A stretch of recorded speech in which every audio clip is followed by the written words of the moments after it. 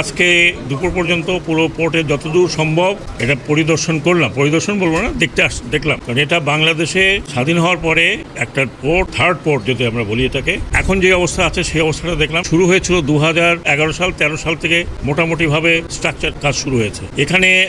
এই পোর্টটা প্রথমে চিন্তা করা হচ্ছিল বোধহয় ডিপ সি পোর্ট, সেটা আস্তে আস্তে ডিপ সি পোর্ট না হয়ে এটা নর্মাল সি পোর্ট হয়েছে। অনেকের অনেক প্রশ্ন থাকতে পারে যে এখানে করা হয়েছে এটা মেনটেনেবল কিনা। এটা মেনটেনেবল, কিন্তু এখানে যে সমস্যা হচ্ছে যে চ্যানেলগুলো এরকম যে যেখানে যেটি করা হয়েছে সে পর্যন্ত যে জাহাজকে নিয়ে আসতে হয় তাহলে অ্যাবাউট 60 নটিক্যাল মাইল আর 40 নটিক্যাল মাইল পর্যন্ত চ্যানেলকে পরিষ্কার রাখতে। তার মানে হচ্ছে যে ওনারা অলরেডি ক্যাপিটাল ড্রেজিং করে ফেলেছে, অলরেডি 10 মিটার ড্রেজিং করা হয়েছে, মাটি তোলা হয়ে গেছে। এখন যেটা হবে সেটা হচ্ছে যে প্রতি বছর একটা ড্রেজিং করতে হবে। এই ড্রেজিং কস্ট কমাবার জন্য এই পোর্ট অথরিটি তারা নিজেরা ড্রেজার কিনছে যাতে কস্টটা কমানো যায়, এবং সেটা অলরেডি আমরা দেখছি এবং পেপার কয়েকদিনের মধ্যে হয়তো এই মাস বা আগামী মাসের মাঝামাঝি আপনারা টেন্ডার দেখবেন। That will be open tender, international tender participate করতে পারে, ওপেন টেন্ডার যেটাকে সংক্ষিপ্ত ভাষায় বলা হয় OTM। সো এটা হলে এটাও পেতে সময় লাগবে, কারণ তো তৈরি করতে হবে এবং তৈরি করতে হলে দেশে তৈরি করতে। তো এখন পর্যন্ত যে জাহাজগুলো ভিড়েছে বা যেগুলো এসছে, বিশেষ করে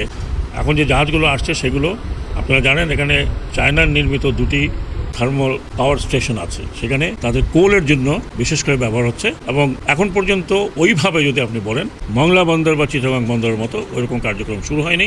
ইনফ্রাস্ট্রাকচার অনেক তৈরি হয়ে গেছে। এর মধ্যে ভালো একটি জিনিস যেটা দেখলাম যে ওনারা যে লোকগুলোকে রিহ্যাবিলিট করিয়েছে, মানে পুনর্বাসন যেটা করেছে, আমি বাংলাদেশের এবং বাংলাদেশের নাগরিক হিসেবে মনে করি one of the best systematic পুনর্বাসন। তাদেরকে বাড়ি তৈরি করে দিয়ে তাদের ভিটা অনুযায়ী তাদেরকে বাড়ি তৈরি করে, আমি ওদের ওখানে কথাও বললাম, দে ভেরি হ্যাপি। এবং ওখানে কমিউনিটি ক্লিনিক হচ্ছে, ওখানে স্কুল হচ্ছে, প্রাইমারি স্কুল হচ্ছে, মসজিদ তৈরি হয়ে গেছে অলরেডি। সো এটা একটা সুন্দর একটা টাউনশিপ গড়ে ওঠে। এখন এই পোর্টের যেটা প্রশ্ন সেটা হচ্ছে যে এখন পর্যন্ত তো ব্রেক ইভেন হয় নাই। ব্রেক ইভেন হইতে আরও সময় লাগবে। ব্রেক ইভেন হইতে ধরেন আরও, যদি ওনারা বলেন যে 31 2031 হয়তো 2031-এর আগেও যেতে পারে, বাট প্রসপেক্ট আছে কিন্তু এক্সপেন্ডিচার আছে। তো কতখানি লাভবান হবে সেটা এখন বলা মুশকিল, কারণ এখন পর্যন্ত যে খরচ করা হয়েছে সেটার ধারে কাছেও আসেনি, খুব কম। তবে এই অঞ্চলে এই পোর্টটির কারণে প্রথমত আপনারা দেখছেন যে একটা পরিবর্তন আসছে, ইকোনমিক পরিবর্তন আসছে। একই সাথে আপনার এখন যেটা বাকি আছে সেটা হলো এই পোর্টকে সার্ভাইভ করতে হলে কানেক্টিভিটি। তার মানে 6 লেনের রাস্তা দরকার ভাঙ্গা পর্যন্ত, ভাঙ্গার থেকে অনওয়ার্ড। এবং প্রজেক্ট আছে যে পদ্মার মধ্যে দিয়ে যে রেলওয়ে লাইনটা বানানো হয়েছে সেই রেলওয়ে লাইনটা আসতে হবে। রেলওয়ে লাইন এবং রাস্তা যদি না হয় তাহলে এই পোর্টের ভায়াবিলিটি খুব ডিফিকাল্ট হবে। আশা করি সেটা হবে। আপাতত কোনো কারণে স্লো হয়ে গেছে, হয়তো এগুলো প্ল্যানিং হয়ে আছে, সেগুলো হবে।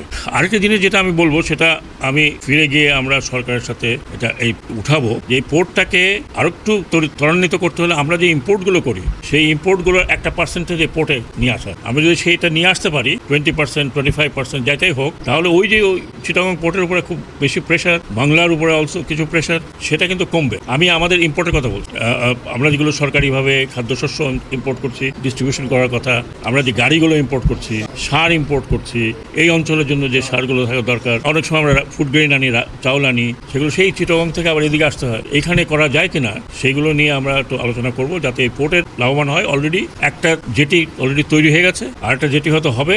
আর যারা এখানে চীনা কাজগুলো করছে, চাইনিজরা, তারা দেখলাম যে খুব তড়িৎ গতিতে কাজগুলো শেষ করতে চায়। তো এই পর্যন্ত আমি দেখেছি। আমি আশা করি, যদিও এই পোর্ট নিয়ে অনেক কথা আছে, অনেক বিষয় আছে, কিন্তু একটা পোর্ট হয়ে গেছে। এখানে প্রায় 15 থেকে 16 হাজার কোটি টাকা অলরেডি এটা ব্যয় হয়েছে, আরও হবে, ইনকাম হবে। ইনকামটা আস্তে আস্তে হবে।